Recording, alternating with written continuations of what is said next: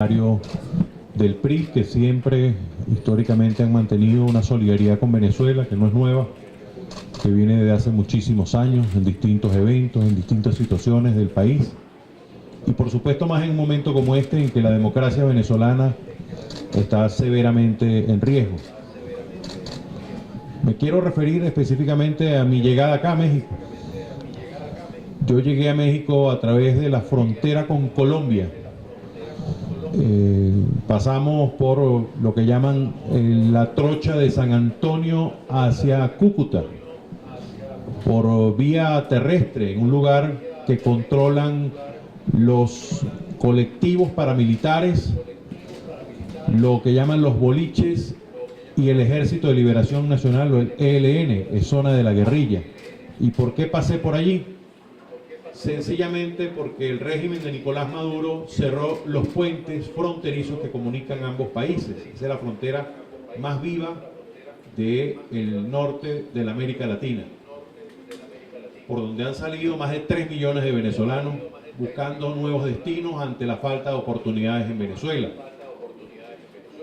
Y salimos por allí porque nuestro pasaporte fue anulado por un régimen que no solo nos lo anuló a nosotros en el año 2017, en febrero del año 2017, sino que ha hecho lo mismo con casi 30 diputados a la Asamblea Nacional, violando su inmunidad parlamentaria.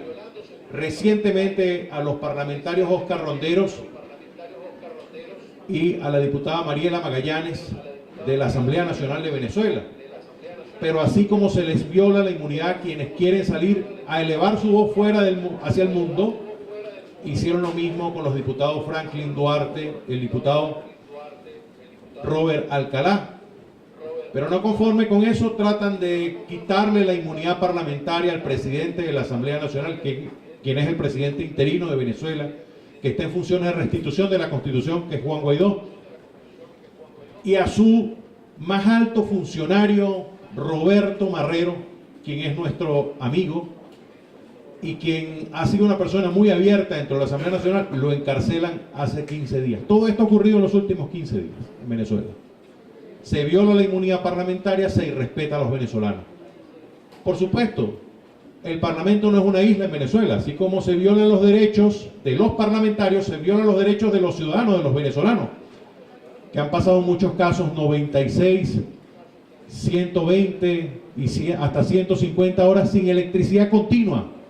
Imagine cualquier mexicano que en sus casas falte la electricidad más de 48 horas. Los alimentos comienzan a descomponerse. Y si no hay electricidad, usted no puede usar su tarjeta de débito para pagar, ni hacer transferencias a través de su banco.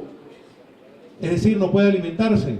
Eso está ocurriendo en la Venezuela de hoy, que parece que estuviésemos viviendo en el África de los años 70 y 80, cuando veíamos a los niños de Biafra hace 30 años, raquíticos por desnutrición. Eso está ocurriendo en la Venezuela de hoy. Niños que están muriendo por falta de medicamentos y alimentos. Hospitales donde mueren los pacientes por falta de electricidad, porque cuando se va la electricidad, al no haber plantas eléctricas, los pacientes que están en terapia intensiva tienen una alta posibilidad de morir. Un país que tiene 1.700.000% de inflación. Un país que decreció el Producto Interno Bruto en los últimos 5 años 52%. Y un país que hoy día continúa en dictadura. Es por eso que nosotros venimos a elevar la voz. Y elevar la voz, ¿por qué no? Incluso para que el gobierno mexicano tome conciencia de lo que está ocurriendo en Venezuela. De que acá no estamos con un mal gobierno, como pudiera pensar alguno. No. Esto es un régimen cuya política es quitarle derecho a los ciudadanos, oprimir al pueblo, no importándole cuántos de ellos mueran. Puede ser 1, 2, 3 o 4 millones, no importa. Todo se justifica en función de su proyecto y de mantenerse en el poder. Latinoamérica no puede mirar a un lado ante una situación tan grave.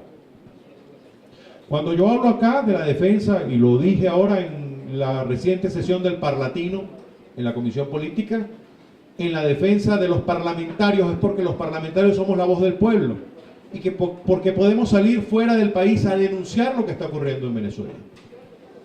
Y en la medida que tomemos conciencia, en esa medida generamos presión sobre nuestros gobiernos para que logremos una solución política en Venezuela, una solución política que termine con lo que es la fuente de todas las soluciones políticas, que es la democracia. Como lo decía Winston Churchill, la democracia es el peor de los sistemas, exceptuando todos los demás.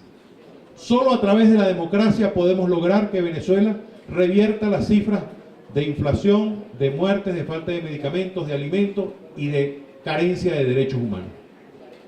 Y por eso hacia allá apostamos, hacia la necesidad de que desde la comunidad internacional se empuje para que Venezuela vaya a ese proceso de democratización y de unas elecciones justas y transparentes en el cual generemos lo que hemos nosotros venido denominando como el cese de la usurpación y el gobierno de transición, más las elecciones libres en nuestro país. Abierto a las preguntas de los periodistas. ¿Alguien de los compañeros de la prensa que quiera hacer alguna pregunta? Les pregunta Amador Narcia de Noticieros Televisa.